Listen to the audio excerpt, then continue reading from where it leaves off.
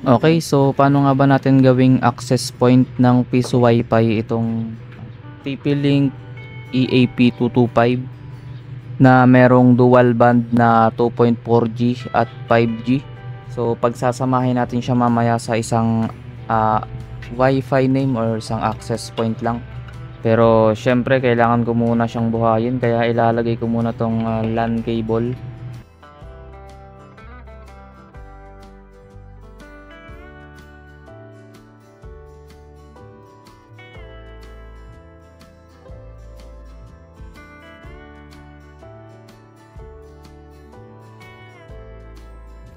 Ayan, so nandito na tayo sa ating cellphone. So pag naka-open na yung access point, punta lang kayo sa Wi-Fi. Hanapin nyo lang yung pangalan ng access point.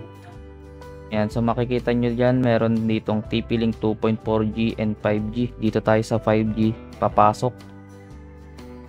Hintayin nyo lang, so connected na. Then punta tayo sa Chrome. Search nyo lang TP-Link EAP.net. Yan. So pag ganyan, click nyo lang tong advance, then proceed to tplink.net. So mapapasok natin yung dashboard. Ang default username lang niyan ay admin. Yan. So pag okay na, ipindutin nyo lang yung login para makapasok tayo sa dashboard. Tapos pindutin nyo lang tong let's get started. Yan. So makikita nyo meron dyang set up a new account. So ilalagay natin yung bago nating username tsaka yung bagong password. Kailangan tandaan nyo lang yan para hindi tayo magka-problema.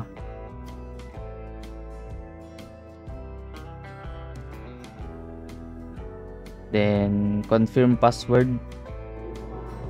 Tapos enable lang yung allow data collection, pero depende sa inyo kung anong gusto nyo. Then next, AP mode.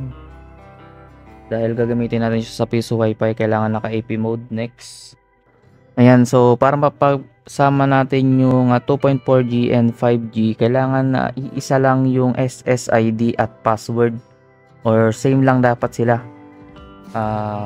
Kung anong Wi-Fi vendor name nyo, ilagay nyo dyan sa SSID. Then lagyan muna natin siya ng password. Mamaya tatanggalin natin siya kasi hindi natin siya manenext pag walang password. So dapat yung password parehas dun sa 5G at yung SSID. Yan, so dapat parehas silang dalawa. Pati yung password para mapagsama natin sila. Then next lang. Yan, okay. So hintayin lang natin siyang mag-apply.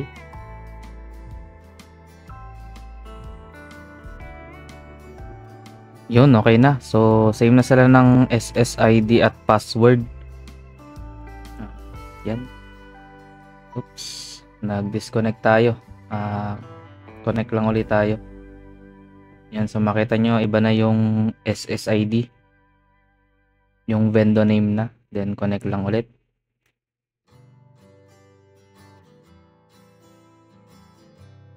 Ayaw Hintayin lang natin.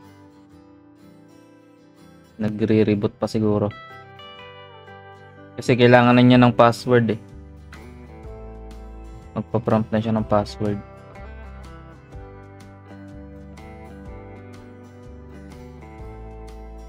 Ayan, yan pala. So ilagay lang natin yung password na nilagay natin kanina. Then connect. Tapos reload lang. Ayan, okay. So nakapasok na tayo sa dashboard ng ating TP-Link. Then ito, may makikita kayo dito na IP address. Ayan. Kailangan yung tandaan tong IP address na binigay dito sa device information para if ever na hindi natin mabuksan through tplink.ap.net, pwede natin siyang buksan gamit yung IP address sa Chrome. So pag natandaan nyo na yung IP address, punta naman tayo dito sa wireless. Then hanapin nyo yung 2.4G Tapos tanggalin natin yung password dito sa, punta lang kayo sa action, yan, then edit. At hanapin nyo yung security mode, kailangan naka-none. At ayan, wala na tayong ibang i-edit dyan, pindutin nyo lang tong okay. Yan, so wala na siyang password. Tapos dito naman sa advanced settings, yung channel width nya i-set lang natin sa 20 MHz, then save.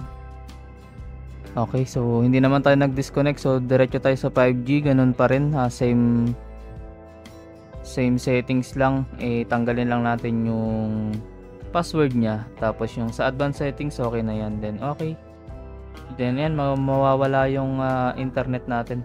Yan, so magdi-disconnect tayo, reconnect lang ulit.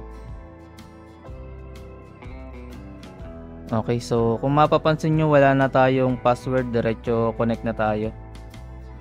Then kailangan lang nating i-refresh to saglit para mawala na yung password. So i-refresh lang saglit. Okay, punta muna tayo sa status, then balik tayo sa wireless. Yan. At ayan, so makikita nyo wala na yung password nya. And titignan natin kung iisa na lang nga ba yung SSID na nakalitaw. Wala na yung 5G. Yan, so isang SSID na lang kasi isang same lang na SSID yung ginamit natin pareho. Pero makikita nyo dito, active yung 2.4G and 5G natin. Pero hindi pa tayo tapos kasi kailangan nating pagsamahin or i-activate natin yung pagsasama ng dalawang bandwidth. So balik tayo sa wireless, tapos hanapin natin tong band steering. Ayan. So kung napapansin nyo, naka-disable siya. Kailangan lang natin siyang i-enable or i-balance. Depende sa inyo kung ibabalance nyo or ipa-priority nyo yung 5G. Pero ako, okay na ako dito sa balance. So pag okay na, i-click nyo lang tong save para ma-activate na yung band steering. So kung merong phone na mag-connect sa inyo na 5G, automatic, ang bandwidth na papasok sa kanya is yung 5G. Kung naka-priority sa inyo yung 5G, pero sa case ko naman, kaya naka-balance siya. Dahil depende pa rin kasi sa lakas ng ISP, kung kakayanin ba ng phone or ng bitaw ng 5G. So ako, mas prefer ko yung balance na lang para depende na rin sa lakas ng ISP natin yung ibabato ng access point, kung 5G ba or 2.4G, kung mag-i-stick siya sa 2.4G. Depende pa rin yan sa lakas ng ISP.